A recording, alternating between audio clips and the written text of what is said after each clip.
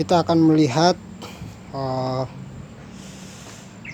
ramuan cair ini ya, yang saya buat di box yang biasa digunakan isi air, juga biasa digunakan isi ikan. Nah, ramuan cair ini atau pupuk cair ini memang adalah bagian dari upaya untuk menyiram tanah dan memberikan suplai hara atau nutrisi pada tanaman atau minuman pada mikroorganisme atau perakaran pada tanaman. Mulai jam 11 kemarin malam, ini sudah sekitar 1 kali 24 jam ya, lebih sedikit, aku membuat di dalam box ini, dan nanti kita tengok hasilnya seperti apa. Oke, kita buka dulu.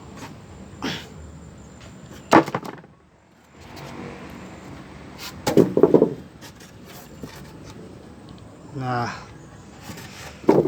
inilah cairan yang aku buat dari 3 bahan yang aku buat, dan aku letakkan di tempat yang terbuka ya, jadi kena matahari siang pagi sampai sore. Sudah ada buihnya ya, walaupun ini belum sepenuhnya kata orang, tapi menurutku sudah bisa dimanfaatkan, digunakan. Bahkan sudah muncul hifah, jamur-jamur kayak semacam kapas. Kemudian buih dan balon-balon kecil bahkan besar sudah tumbuh, dan semacam ada gerakan di permukaan air, termasuk di dalam air. Bahannya sebenarnya dekat, tidak perlu jauh. Aku menggunakan 3 bahan. Yang pertama, aku menggunakan kompos yang aku punya, yang aku buat di video sebelumnya, memanen kompos sekaligus memanen leaf mold dan humus tanah. Yang aku buat itu ada sekitar 10 karung atau 9 karung. Aku ambil 1 genggam per karung, jadi ada 9 genggam yang aku ambil. Kemudian aku masukkan ke dalam wadah ini, kurang lebih setengah mateks kecil, ukuran mateks ini ya, seperti ini. Kemudian aku tambahkan air, ada air cucian beras sedikit, sisa nasi juga aku tambahkan sedikit di situ. Kemudian aku tambahkan air biasa, air bersih sampai penuh pertengahan. Kemudian aku tambahkan singkong yang aku rebus, kemudian aku haluskan dan aku masukkan ke sini, aku tutup. Dan ini cukup baik buihnya.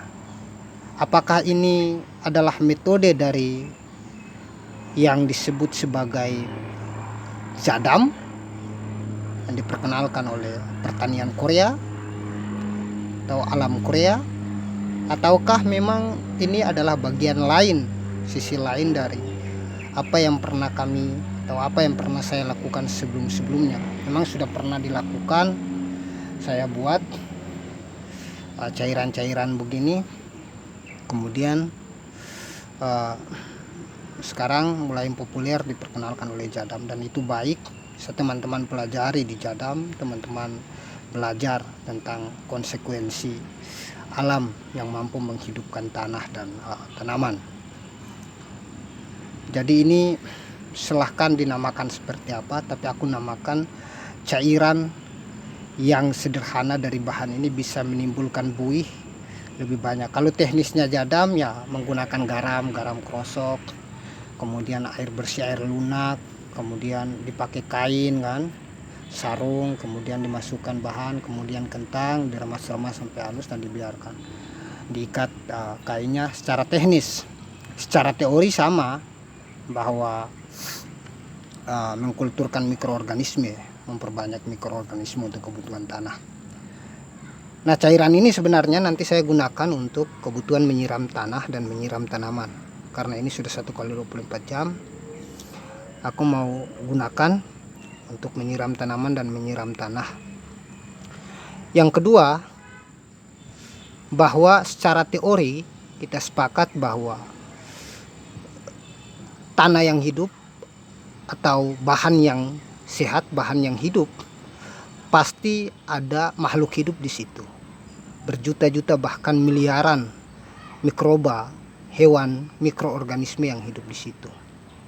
Bahwa mikroorganisme yang hidup di situ apabila kena air, mereka akan bergerak dan bertahan dan bahkan sangat senang karena bisa berkembang di situ. Itulah mengapa dalam setiap pemupukan tanaman aku seringkali mengocor kompos padat dicampurkan dengan POC. Sebelum kocor, aku kasih setiap 1 genggam ke dalam pupuk cair yang ingin aku kocor kepada tanaman, ditambahkan dengan air. Misalnya aku punya POC kulit pisang 1:10 atau 1 liter kulit pisang ditambah dengan air bersih 10 liter. Kemudian aku tambah 1 genggam kompos, aku kasih di situ, aku aduk, aku diamkan sekitar 5 menit, baru aku kocor kepada tanaman. 250 mili sampai 500 sampai 300 mili tergantung usia tanaman.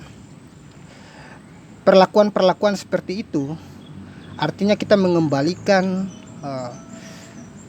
makhluk hidup, mikroorganisme ke tempat yang semula, ke habitat mereka yang semula, biar mereka bertahan hidup. Kita sudah memanennya, sudah memanfaatkan apa yang mereka miliki, kita sudah memfungsikan diri mereka untuk menjadi tenaga kerja bantuan untuk kebutuhan tanah dan tanaman kita. Selanjutnya kita mengembalikan mereka ke tanah yang lebih luas agar mereka bisa bahagia di situ dan bertahan di situ. Mikroorganisme itu akan hidup apabila mendapatkan air, mendapatkan matahari dan oksigen, juga mendapatkan bahan-bahan organik. Bahwa bahan-bahan organik sebanyak apapun yang kita berikan kepada tanah atau pupuk cair yang kita berikan kepada tanah belum tentu akan membuat kehidupan mikroorganisme akan bertambah. Itulah mengapa bahwa mikroorganisme sangat membutuhkan air. Di mana-mana air adalah sumber bagi kehidupan mikroorganisme tanah dan tanaman. Dengan semakin banyak air yang kita berikan kepada tanah dan tanaman, maka semakin banyak pula nyawa dan kehidupan bagi mereka. Semakin banyak air, maka semakin banyak pula mikroorganisme yang akan bahagia dan bertahan di situ. Terima kasih. Video singkat ini semoga dapat bermanfaat bagi teman-teman. Cara membuatnya sederhana, cukup masukkan ke dalam box ataupun dalam wadah yang lain, ditambah air, ditambah singkong ataupun ditambah apa, yang terpenting ada makanan bagi mereka untuk hidup. Ditambah pisang, ditambah nasi ataupun apa, yang penting mengandung unsur glukosa dan karbohidrat yang mereka bisa kelola dan mereka bisa makan di situ dan mereka berkembang. Itulah yang bisa teman-teman lakukan, sesingkat ini, sesimpel ini, tanpa ribet. Kalau belum sempat pergi ke hutan, gunakan aja kompos yang ada di lingkungan teman-teman. Oke, terima kasih. Sampai jumpa. Silakan share, komen, subscribe, dan nyalakan lonceng notifikasi.